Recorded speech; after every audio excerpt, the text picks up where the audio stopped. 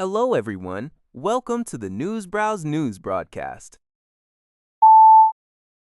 Al Jazeera reports that Israel's parliament, the Knesset, has passed a controversial bill to impose the death penalty on Palestinians convicted of killing Israelis in terror acts.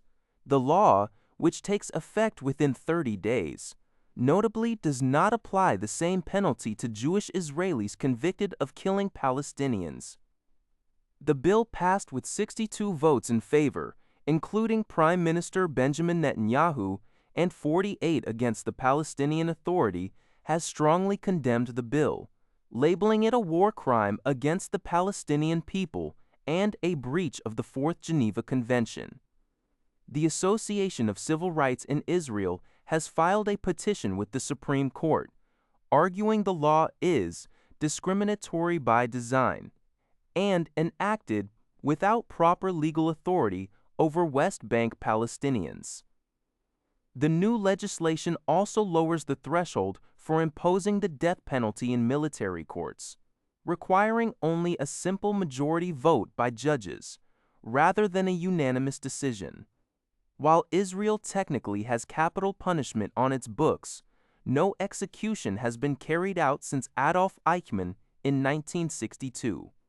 Several European nations, including France, Germany, Italy, and the United Kingdom, had previously criticized the plans, and Amnesty International called it another discriminatory tool in Israel's system of apartheid.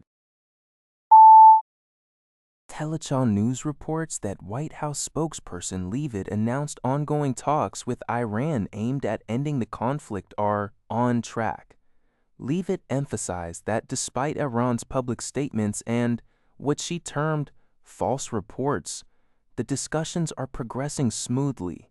She reaffirmed that the Trump administration's initial projection of 4 to 6 weeks for the conflict's duration remains unchanged, and that significant success is being achieved toward their objectives. The spokesperson noted a stark difference between Iran's public rhetoric and the content of informal communications shared with the U.S.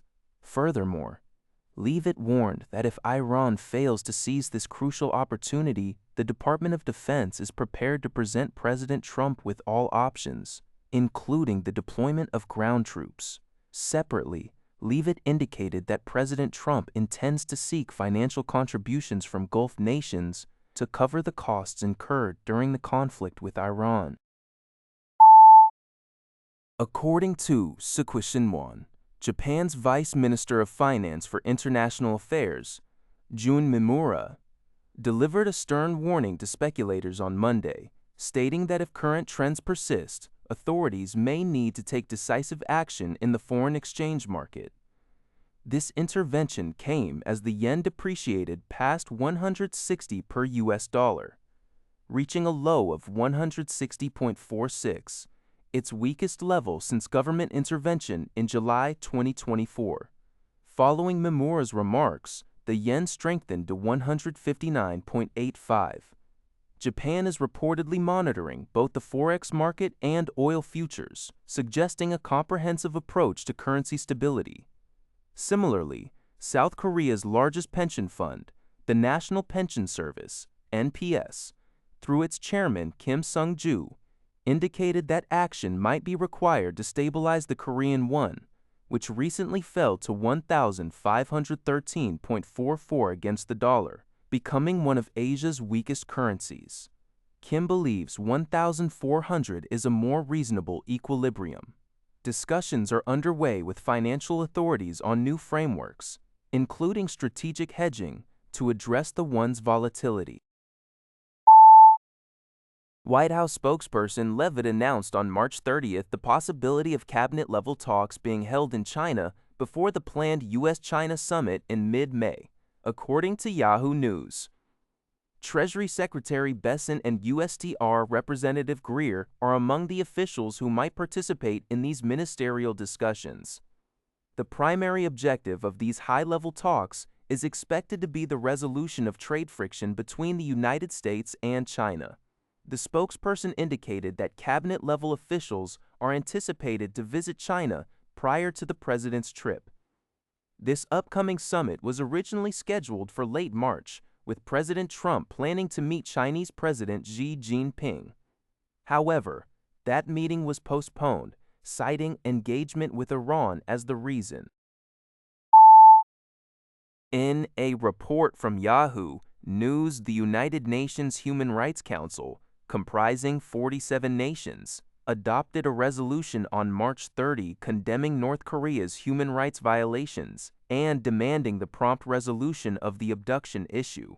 This marks the 19th consecutive year such a resolution has been passed. The resolution, put forth by the European Union and Australia, saw Japan join as a co-sponsoring nation. It was adopted by consensus without a vote. The resolution specifically points out that North Korea is advancing its illicit nuclear and missile development programs through severe human rights abuses, including forced labor. Regarding the abduction issue, it strongly emphasizes the necessity of the immediate return of all abductees, including Japanese and South Korean citizens. Earlier, on March 28, the UN Special Rapporteur on North Korean Human Rights, Mr. Salmon, appealed to the Kyoto News, stressing that the international community must never give up on resolving the abduction issue. That's all for this video. Thank you for watching. See you in the next video.